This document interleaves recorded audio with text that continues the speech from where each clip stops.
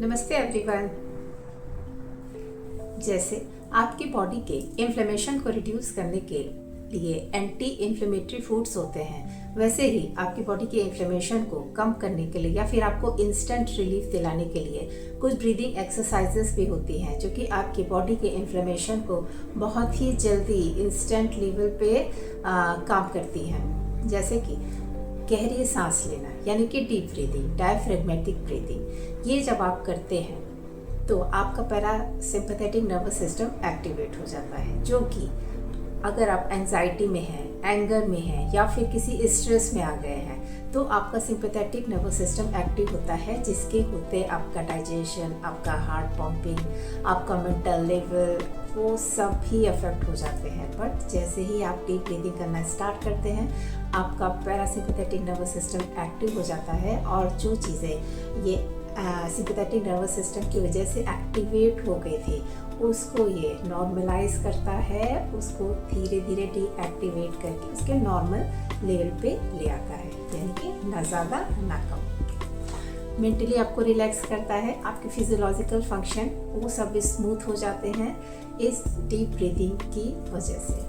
Because अब हम जब डीप ब्रीदिंग करेंगे, देखिए पहले करना कैसे है हम ये समझ लेते हैं, क्योंकि बेनिफिट्स तो आपको गूगल पे भी मिल ही जाएंगे। चलिए तो पहले कैसे करना है हम ये देखते हैं। जब हम सांस लेते हैं हमारा लोअर बेली बाहर की तरफ आएगा, हमारा चेस्ट एक्सपैंड होगा, ओके। और जब हम सांस छोड़ेंगे हमारा बेली अंदर की तरफ जाएगा और शोल्डर और चेस्ट रिलैक्स होंगे। तो एक बार करके देखें। इसको एग्जामिन करने के लिए आप एक काम करें, अपना एक हाथ अपने चेस्ट पे रखेंगे और एक हाथ अपना लोअर बेली पे रखेंगे। अब हम इनहेल करेंगे,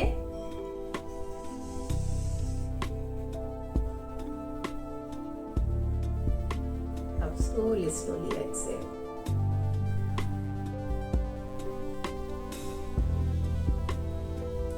जितना हो सके उतना लोअर बेली को अंदर लेके जाएंगे, जिससे आपकी बॉडी की जितनी भी टॉक्सिक गैसेस हैं वो बॉडी से बाहर निकलेंगी और जितने भी नेगेटिव थॉट हैं वो भी आपकी बॉडी से बाहर जाएंगे। इस डीप ब्रीदिंग को करते समय मन के जितने भी टॉक्सिक विचार हैं, कोई भी मन के आपके फियर हैं, कुछ भी जो आपके मन को परेशान कर रहा है, ये सोचते हुए आप ब्रीद आउट करेंगे कि उन सभी विचारों को आप अपने मन से रिलीज कर रहे हैं और अपने आप को रिलैक्स कर रहे हैं। तो देखिए उस टाइम पे आपको कैसा रिलैक्सेशन फील होता है।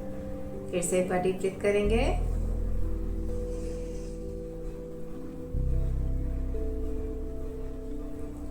Release, breath out slowly slowly.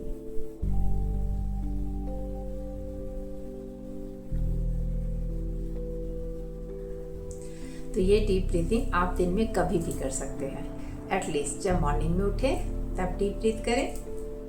अपने काम करते करते जब भी आप एक्सर्शन फील करने लगे चुपचाप बैठेंगे। एटलीस्ट ज़्यादा टाइम नहीं है, 1 मिनट 2 मिनट आपके पास होगा। उस 1-2 मिनट में अगर आप 5-6 डीप ब्रीथिंग भी कर लेते हैं तो वो भी आपको काफ़ी कुछ रिलीफ दे देंगी, ठीक है। तो इस डीप ब्रीथिंग को ज़रूर इंक्लूड करें, ये इंस्टेंट रिलीफ देता है आपके इन्फ्लेमेशन को रिड्यूस करने में। सेकेंडली हम आते हैं अनुलोम विलोम पे।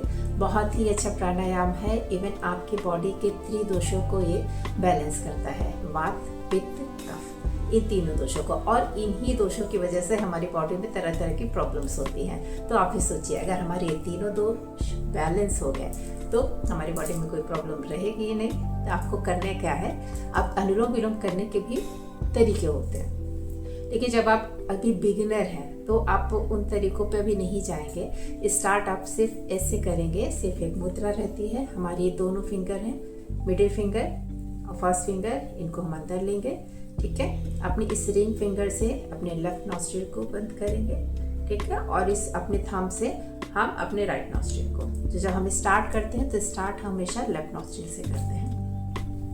लेफ्ट नॉस्ट्रिल से हमें इनहेल करना है, यानी सांस को अंदर लेना है, वो भी धीरे धीरे काउंट करके। आप कितना ले सकते हैं 1 2 3 काउंट करके लीजिए।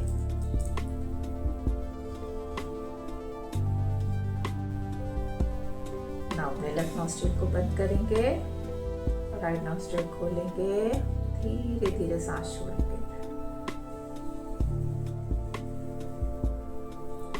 अब अपने लेफ्ट नॉस्ट्रिल्स राइट से इनहेल करेंगे, लेफ्ट बंद रहेगा, राइट को बंद किया, लेफ्ट को खोला, धीरे धीरे एक्सहेल करेंगे।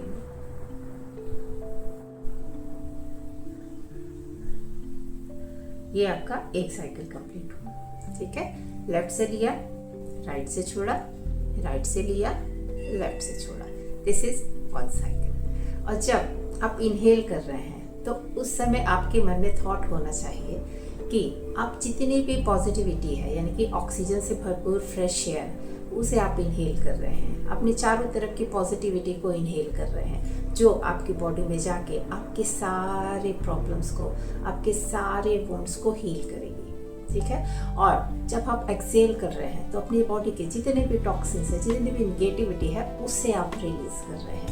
इस थॉट के साथ अगर आप अनुलोम विलोम भी करते हैं तो आप खुद देखेंगे कि इसका फ़ायदा आपको, अगर आप generally normal simply breathe in breathe out करेंगे तो उससे आपको उतना बेनिफिट शायद आपको ना फील हो, लेकिन इस फीलिंग के साथ, इस अफर्मेशन के साथ अगर आप अनुलोम विलोम भी करते हैं तो वो भी आपकी प्रॉब्लम से आपको रिलीफ दिलाने में बहुत ही ज़्यादा हेल्प करेगा, आपके मेंटल इन्फ्लेमेशन को इंस्टेंट कम करेगा। और ये मेरा पर्सनल एक्सपीरियंस है जो मैं आपके साथ शेयर कर रही हूँ। तो डीप ब्रीदिंग, अनुलोम विलोम, इन्हें आप अपनी डेली रूटीन में ज़रूर इंक्लूड करें। कुछ नहीं कर सकते हैं, बैठ के कर सकते हैं। ठीक है, जब भी हम करेंगे हमारा स्पाइन हम स्ट्रेट, क्योंकि हम बैठेंगे कंफर्टेबल पोज। ठीक है, आप अगर नीचे नहीं बैठ सकते, आपको नी प्रॉब्लम है, तो आप चेयर में बैठ के कर सकते हैं, अपने बेड पे बैठ के कर सकते हैं। बस इतना ध्यान रहे कि आपका स्पाइन सीधा हो, क्योंकि हमारा जो ऑक्सीजन फ्लो होगा ना, तो पूरी बॉडी में प्रॉपर ऑक्सीजन फ्लो हो, उसके लिए हमारा स्पाइन स्ट्रेट होना चाहिए। ओके, स्पाइन स्ट्रेट रहेगा। ब्रीद इन ब्रीद आउट जब हम करते हैं, ठीक है, हमारा जब लोअर टमी बाहर आता है बलून की तरह, तो ये एक्सपेंशन होता है, यानी कि हमारे सारे बॉडी ऑर्गन्स, जितने भी बॉडी ऑर्गन्स हैं, ठीक है, अगर वो कंप्रेस मोड में है, बराबर से फंक्शनिंग नहीं होंगे, जब आप डीप ब्रीथ करते हैं तो वो एक्सपेंड होते हैं। ठीक है, उन्हें बराबर से स्पेस मिलता है, तो वो भी रिलैक्स होते हैं।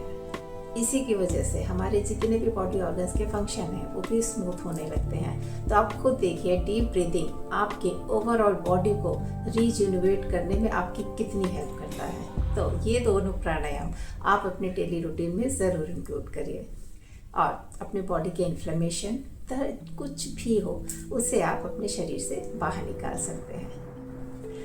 Thank you.